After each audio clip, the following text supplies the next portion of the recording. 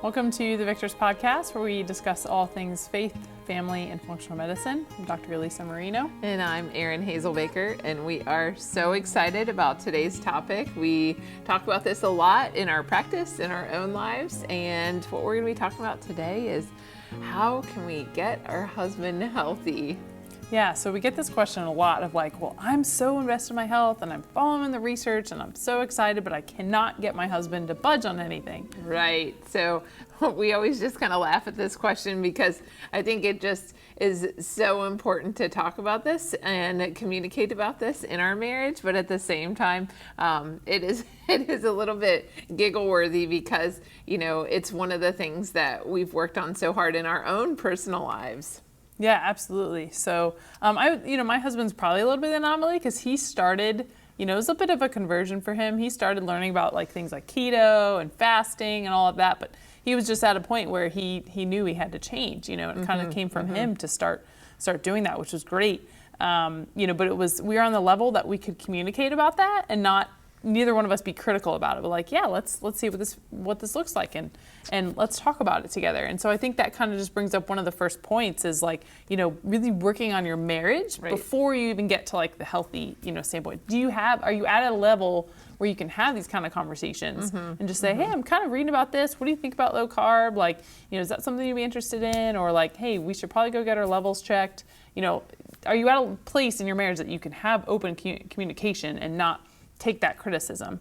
And so if you're not, then where do we need to start with our marriage and improving that? Yeah. And I'm on the other side where my husband is very much, he grew up just kind of meat and potatoes, but something out of a can, that's easy, maybe fast food, kind of things. And so when he and I first started kind of talking about this, his brain is probably going, oh, is this the next best thing? Is this the next thing we're going to work on? Is this the, And so when he and I were having these discussions, it's like, okay, we need to work on your cholesterol. We need to work on, blood pressure. I know you said you want to lose weight. Let's just kind of start talking about these things. And so my husband was kind of pulled along. Her husband's kind of leading the charge. And I feel like between the two of us, a lot of times is somewhere along the spectrum of where folks are. Yeah. And so really the best thing to do is really to start with yourself. Oh, for sure. Really to, like we've talked about before, having that interior peace, but also those healthy changes, in yourself to detach from, it's not, I'm not dependent upon, my value is not, on how healthy my husband is, and that you can have that into your peace, that you're not then turning into nagging him, and being over and over, upon him, that you can detach. He's making his decisions, but where can I start, my own healthy changes? Is it the stress? Is it the sleep? And not that you have to be perfect. You don't have to be perfect, before your husband's going to change or in anything, but where do I need to maybe, show a little bit of, improvement or courage to step out and say, ooh, yeah, it's the sleep, it's the stress, or it's the healthy eating, it's the desserts, where can I start to have that a little bit? Maybe that kind of encourages him, along, to say, okay, I'll go with you. You might have the really stubborn husband and we get that too. And so it's going to be small changes and you have to detach, from the consequences of that if they constantly are saying no, or I'm never going to try that, right? Yeah. And so when we talk about, starting with yourself, Lisa already kind of talked about this a little bit, but I do think that, when we see a greater impact, and we've talked with a lot of women about this, is, if I am able to kind of take over meal planning, okay, I'm going to figure out, breakfast, lunch, and dinner. I'm going to be the one that's working on this. That's a big undertaking. We all understand that. Maybe some of you are already doing that anyway. But what are some small changes that I can start to make to get him to where we kind of need to be? So if he's used to biscuits and gravy in the morning for breakfast, or if that's something, that's just what we eat every Saturday and Sunday, or however it is, could we change that to something that he would still like maybe he would still really like, sausage and eggs, but can we remove, the biscuit part of it? And then that way he's a little lower carb start to the day, still have that good fuel and energy that'll get him through, and have him not be, I'm starving, I need something to eat. And so we talk a lot about that. What are some small changes that we can make, but also how can I be the one that kind of helps drive that a little bit?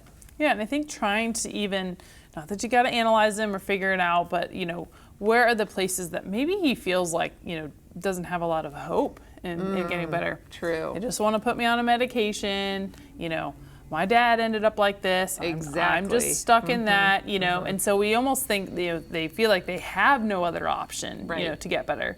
And so, one thing that we really love is bringing in direct primary care for that as well, because again, now I have a relationship and there's time to sit down and break that down.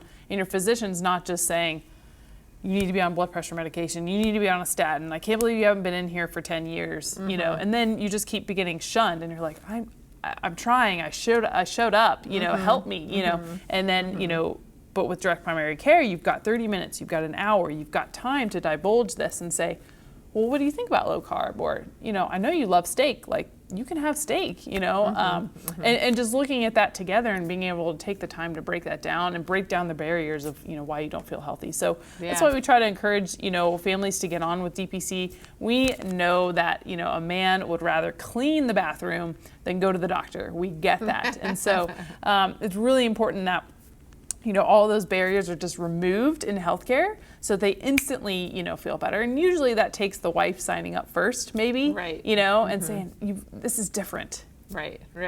And I think too, we got a good laugh the other day. We met up with a gentleman who owns a small company in our area, and he was telling us that he did it. He made the appointment. He knew he needed to get in. He had just had a milestone birthday, and he was like, I got to get into the doctor. So he makes the appointment. He actually goes to the doctor. He shows up. It's just a, conventional physician's office, located in our area. He shows up and he says, I'm here. And the doctor's like, well, what are you here for? He says, well, I just turned, whatever 50. It was, 50, and he just was waiting for the doctor to be like, okay, well, let's do this. And the doctor's like, well, what do you need? And he's like, but I'm here, And so it was just kind of funny. I want to make sure I'm healthy. Exactly, right. And so that's what his whole focus was, is like, okay, well, I want to make sure that I'm on the right track. But, he was expecting that. And that's really what you could expect from us, is kind of, and from that direct primary care model is going to be, they know you, they understand what you're going through, they understand what you're working on. Maybe they've seen you start to make some small changes and they're there to kind of help monitor that.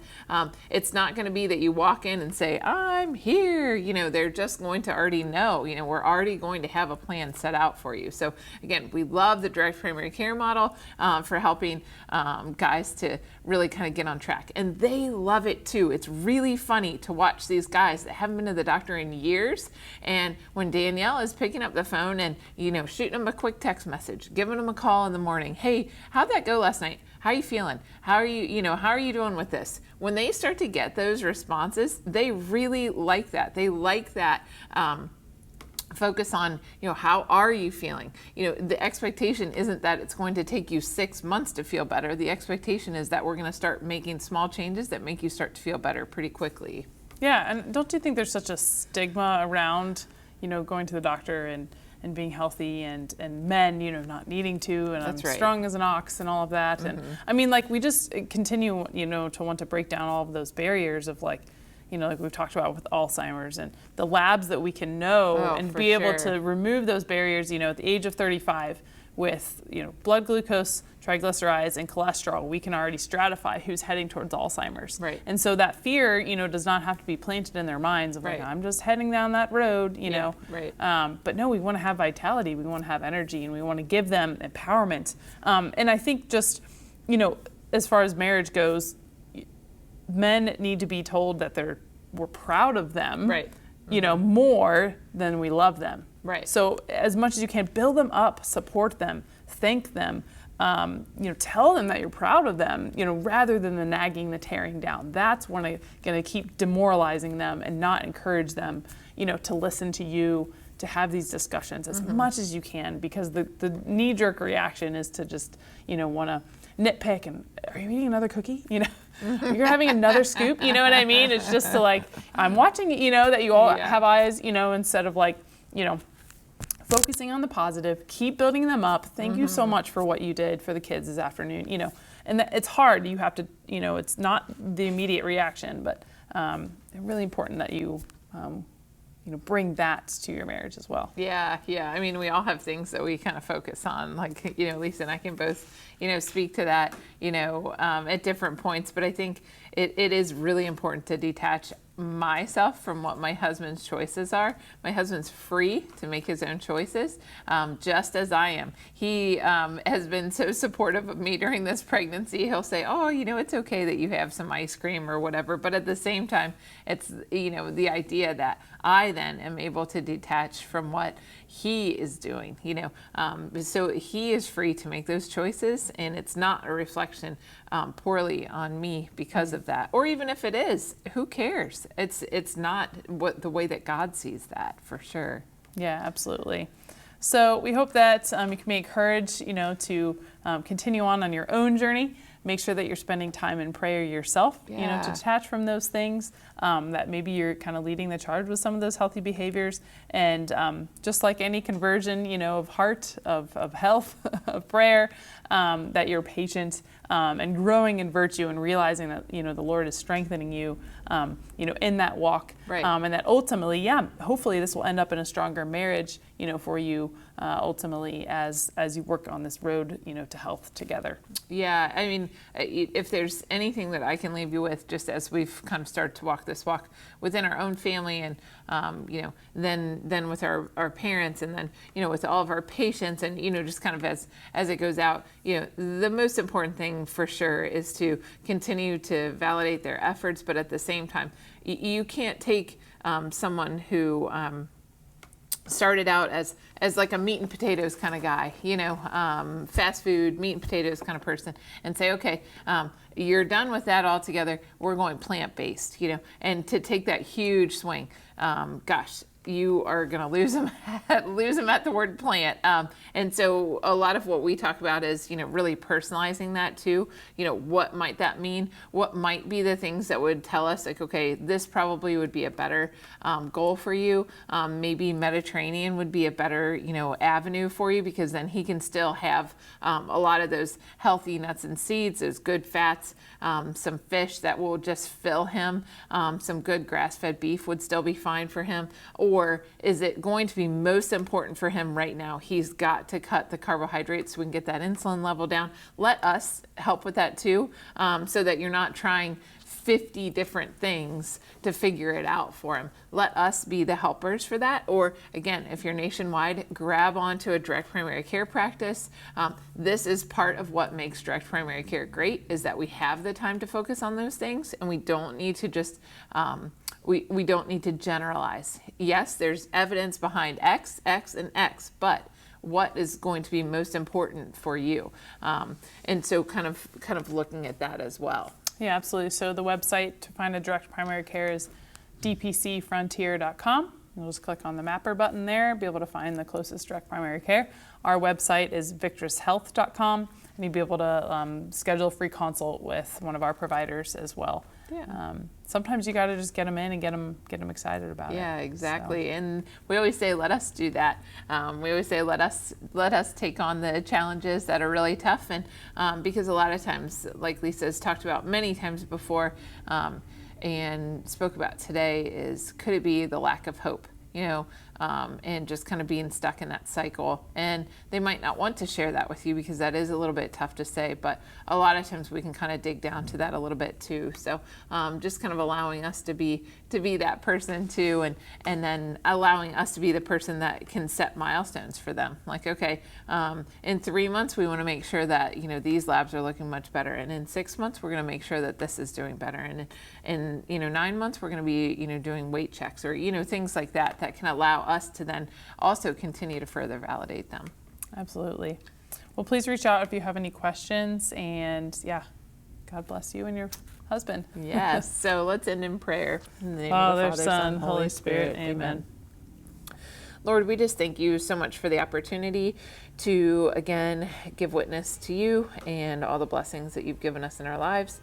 Lord, we just ask that you would bless everybody who's listening today and that you would allow them to begin to make small changes to move closer to you, but then also to glorify their body and the temple it is that you have provided us. Lord, thank you so much, and we just praise you in Jesus' name. In the name of the Father, Son, Holy Spirit. Amen. Saint Gianna, Pray for us.